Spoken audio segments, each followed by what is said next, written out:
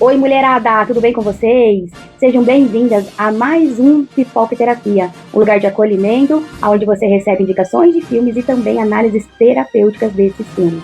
Antes de eu começar a falar do filme de hoje, eu quero te pedir um favor.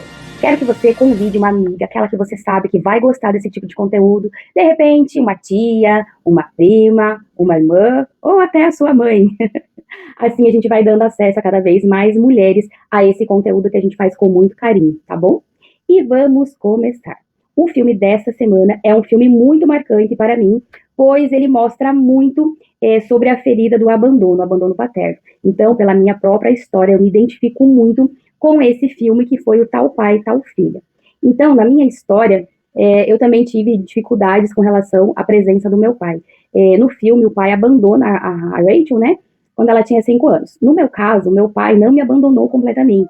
Ele até que era presente fisicamente, pois o casamento dos meus pais foi à distância. Meu pai morava em uma cidade e a minha mãe em outra cidade. Então, o meu pai, ele ia e vinha, né? Ele vinha aos finais de semana somente ficar com a gente, às vezes a cada 15 dias. A postura que eu tive para lidar com essa dor foi excluir o meu pai. Então, a fala que eu carregava comigo era assim: o meu pai não faz diferença nenhuma na minha vida. Quando eu precisei dele, ele nunca esteve lá, então agora que eu cresci, não faz diferença nenhuma. Eu aprendi a viver sem um pai. E é exatamente a mesma ferida que a nossa personagem demonstra em todo o filme. Então, sabe aquele perfil de mulher forte? Aquela que tem a carreira bem-sucedida? Aquela que aprendeu a não depender de homem nenhum? Aquela que bate no peito e se garante? A verdadeira guerreira. Aquela mulher que veste uma armadura e vai para a guerra. Esta é o perfil de mulher que tem ferida paterna e está identificada como masculino. O filme todo, essa mulher, ela vibra o tempo todo, a frequência dela está ligada diretamente ao masculino, porque é uma mulher que é totalmente produtiva, uma mulher totalmente competitiva, porque no trabalho ela demonstra que ela quer ser maior e melhor do que os homens. Então ela bate de frente com todo mundo. Ela é aquela mulher que parece um trator. Ela atropela tudo e todos na sua frente para chegar ao seu objetivo. Mas ela é uma mulher que não permite sentir.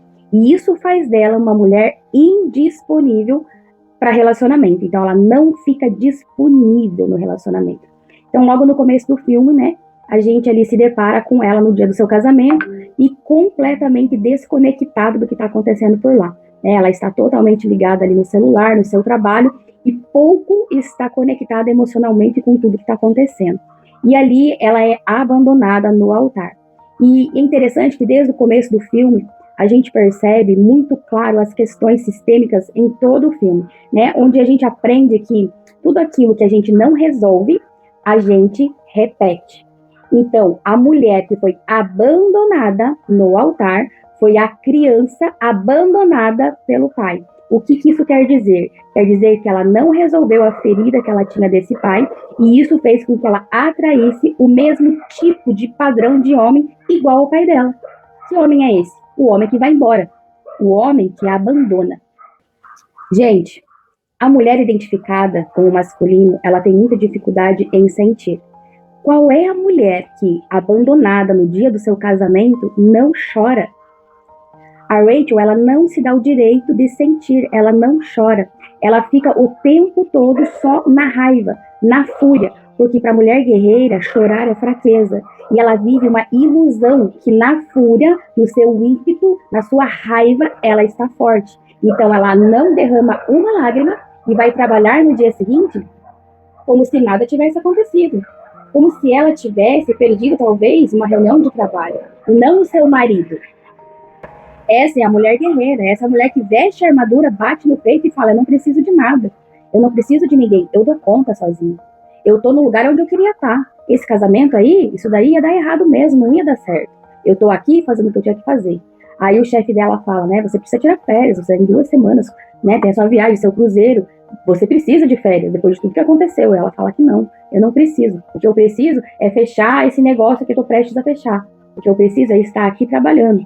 Porque a mulher que eu quero ser precisa estar aqui. Mas a mulher que eu sou, ela nem conhecia. Aí também interessante é perceber o que ela responde para o chefe dela quando ele pergunta sobre o pai. Então, e o seu pai, né? Ela responde assim: eu nem sei quem ele é. Ele é um estranho, eu nem conheço ele. Ele é um estranho, eu não sei o que ele foi fazer lá. Gente, aqui está muito evidenciado. A mesma postura que eu tive com relação ao meu pai de excluir foi exatamente o que a Rachel fez. Ela excluiu o pai dele. É como se ela falasse assim: meu pai não faz parte da minha vida. Era exatamente a forma como eu me expressava também.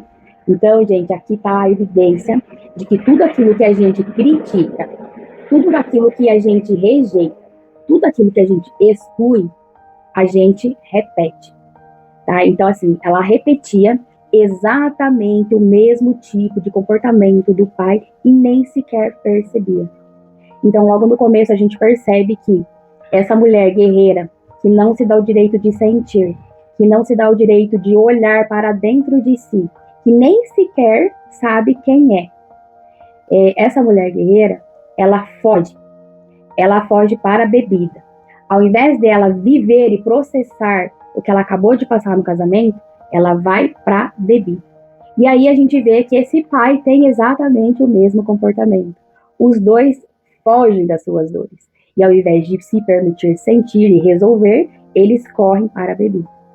Mas eu quero te fazer uma pergunta. Você que está me ouvindo, será que você também não acabou excluindo o seu pai internamente da sua vida?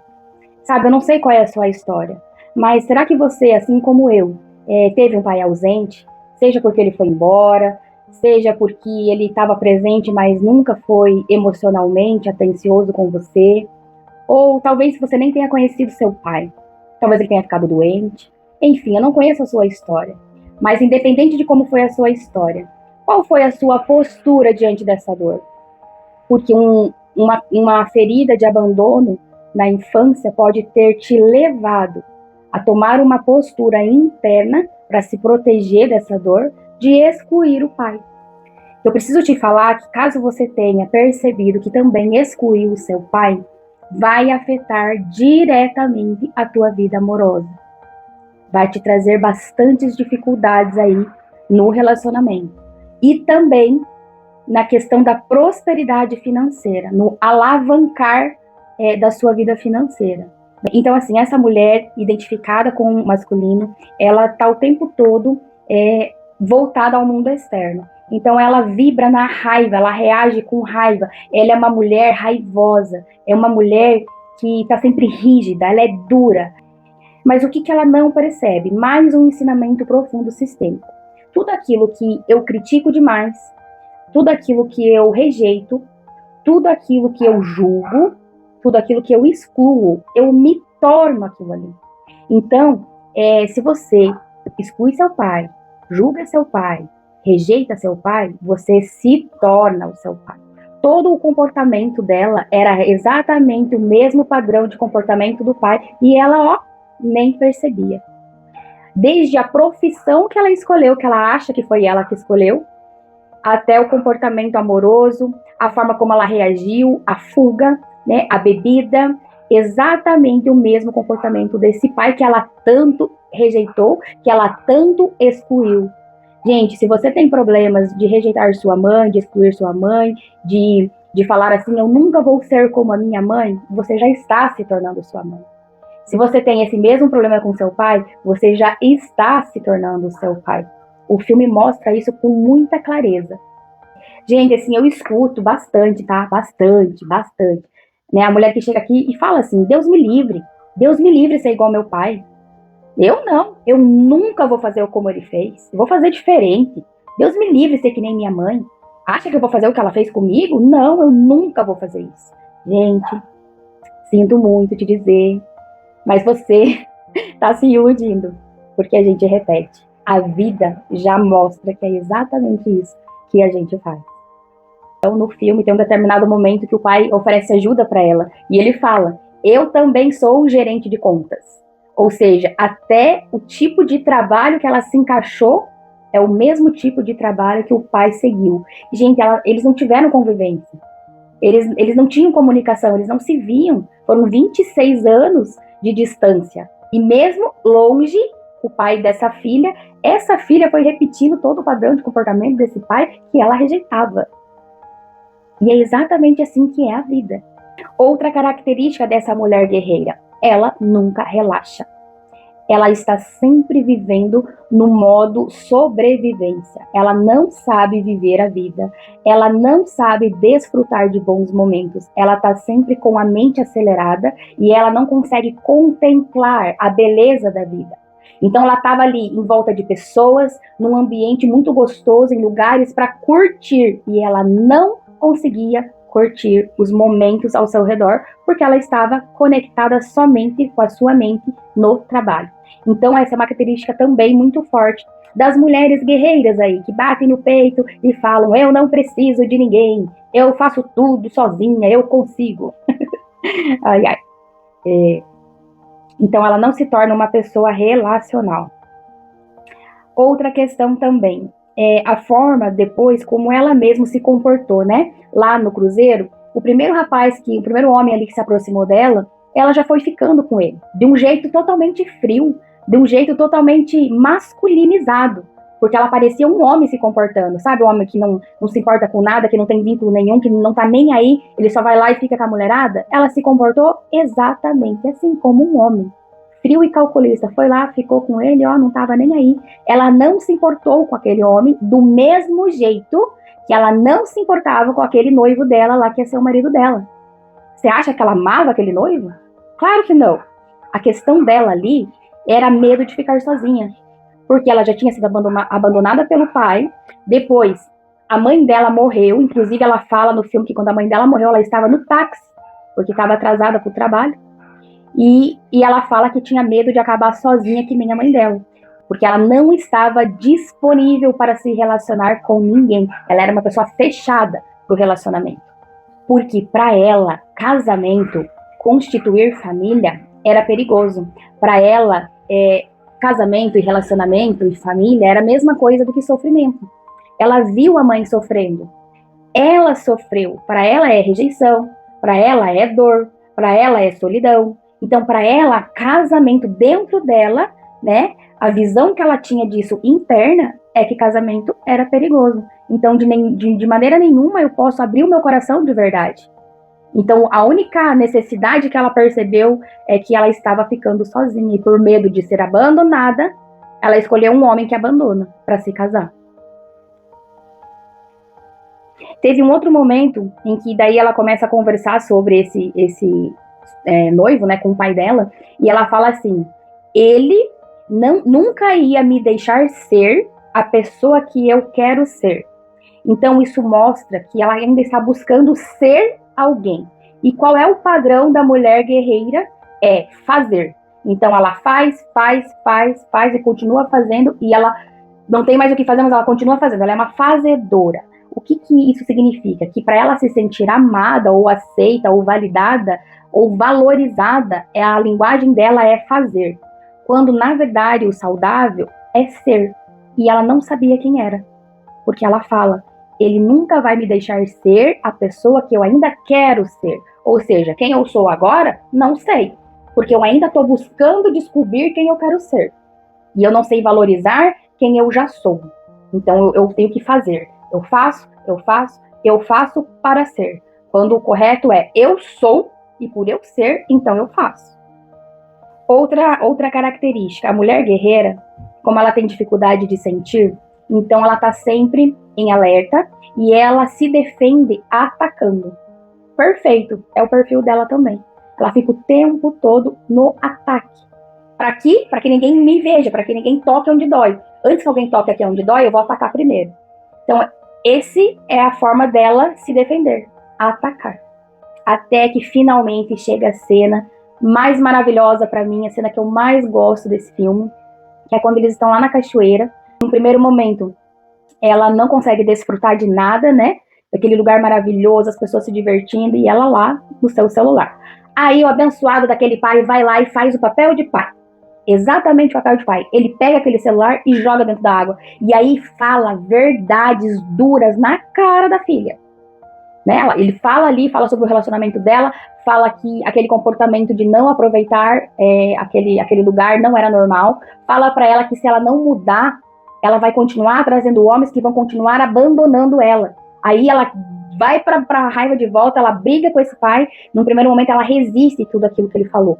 Mas um pouquinho de tempo depois, finalmente essa mulher começa a ceder, né? Ela começa a soltar essa rigidez toda que ela carrega, esse controle todo que ela carrega, ela começa a se sentir, a permitir sentir. Aí ela se isola um pouquinho, a tristeza vem, ela vai ficando deprimida, aí o papai chega perto dela, e esse é o momento mais lindo desse filme, que é quando ela finalmente olha para o pai dela de verdade, sem julgamento, mas aí ele começa a abrir o coração ali, ele começa a contar sobre as dores que ele também carrega. E nesse minuto em que ela para e olha para o pai e fica presente de verdade olhando para ele, ela começa a abrir um caminho dentro dela. Porque aí ele fala assim, eu te amei, eu te amava, você era pequena demais, você não se lembra quantas vezes eu fui te visitar. E só que eu era jovem e eu não queria ter uma família. Gente, ele carregava a mesma ferida dela. Ela não era uma pessoa relacional, ela não se abria para o relacionamento. O pai dela também não. Então ele já tinha essa ferida lá atrás. E ele fala, eu não queria me casar, eu não queria ter uma família. Mas aí você chegou. Quando você chegou, o meu mundo inteiro mudou. Eu parei de trabalhar no começo para ficar com você, mas eu comecei a ficar cada vez mais deprimido. E não era por você, era por mim. Ele tá falando ali. O problema não era você, a culpa não era sua. Era algo que não estava bem dentro de mim, não de você. E aí eu fui ficando deprimida, aí eu comecei a trabalhar, e depois de um tempo, eu achei que você ia ficar melhor sem mim. Gente, isso aqui é muita dor. Isso aqui é muita dor. Então ele expressa isso para ela, e ela pela primeira vez faz o quê? Chora. Aí essa mulher foi derretendo aquela armadura assim, e foi encarando a verdade dentro dela. E ali, sabe onde ela queria, o que ela realmente queria todo esse tempo, o que ela estava buscando todo esse tempo? O colo desse pai. E ali ela se rende e vai pro colo dele e chora. O tempo todo era isso que ela estava buscando. E quando isso acontece, ela começa a abrir o caminho, o espaço dentro dela, para que ela possa resolver toda essa ferida de abandono. Deixa eu te perguntar, como está o espaço dentro do seu coração? Porque naquele momento ela liberou. O que precisa ser liberado que está dentro de você? Quanto ressentimento tem aí? Quanta mágoa tem para você soltar? Quanta raiva tem aí dentro reprimida? Depois da raiva vem as lágrimas. A raiva é só um pacote, mas na verdade ela expressa que tem algo escondido, algo guardado aí dentro. É preciso soltar. É preciso abrir para que isso saia. Depois de liberar essas emoções, a raiva, o ressentimento, a mágoa, aí vem o quê? Aquele vazio. Você sente assim como se fosse um vazio, sabe? Que estava lá escondido. E depois que você faz isso, você se abre para ser curada, para acessar o amor em meio à dor. Porque do mesmo lugar que vem a dor, também vem a cura. Ela cede, e aí ela começa a se despir desse disfarce de armadura e de mulher forte. E sabe o que acontece depois disso? Ela começa a desfrutar da vida. Aí ela dança com esse pai, aí ela sorri, aí ela interage com as pessoas, ela fica mais vulnerável, né, mais espontânea. Aí ela sai do modo sobrevivência. Aí ela solta, ó, ela solta o controle. Aí ela vive momentos de fluidez. Então para de sobreviver e começa a viver. Então, gente, é sobre fazer as pazes. E no ensinamento das constelações, no fim que eu quero dizer assim, o objetivo de uma sessão de constelação é justamente esse: reconciliação, reorganizar o sistema, pôr cada um no seu devido lugar, onde os pais são maiores e têm que ser honrados, onde os filhos são menores Então, é uma reconciliação de coração de pais para os seus filhos e dos filhos para os seus pais. Mas sempre parte da gente para os nossos pais. Então, não é para você esperar que os seus pais venham se reconciliar contigo. É você se reconciliando com os seus pais. Aí o coração deles se volta. Então, gente, o nosso trabalho é sobre isso. É exatamente isso que eu faço. Eu ajudo você a trilhar esse caminho de poder viver a reconciliação, a mudança interior. Não estou falando aqui, eu não sei a sua história, não estou falando aqui sobre conviver com seu pai, né? Eu não sei o que aconteceu, existem histórias de muita dor, infelizmente acontece, mas mesmo assim é a sua história. E a sua história, ela tem valor, e a sua história pertence à sua vida. O processo de fazer as pazes com nossos pais é fazer as pazes com nós mesmos, porque nós somos 50% pai, 50% mãe. Se eu rejeito qualquer um deles, eu estou me auto-rejeitando, porque os dois me constituíram. Eu carrego esse pai dentro de mim e eu carrego essa mãe dentro de mim. E eu preciso deles muito bem resolvidos aqui dentro. E se eu tomo uma postura de excluir qualquer um deles, eu estou excluindo uma metade minha. Entende isso? Isso é muito profundo. Não é sobre ter que conviver, não é sobre convivência, mas é sobre reconciliação interna aqui dentro, tá bom? Gente, eu vou ficar por aqui. Como eu falei para vocês, eu me identifico muito com esse filme, com essa história, com essas posturas, porque foi exatamente o caminho que eu precisei trilhar na minha própria história, tá bom? Gente, beijo no coração. Espero que vocês tenham gostado. E se você precisar, é só me chamar.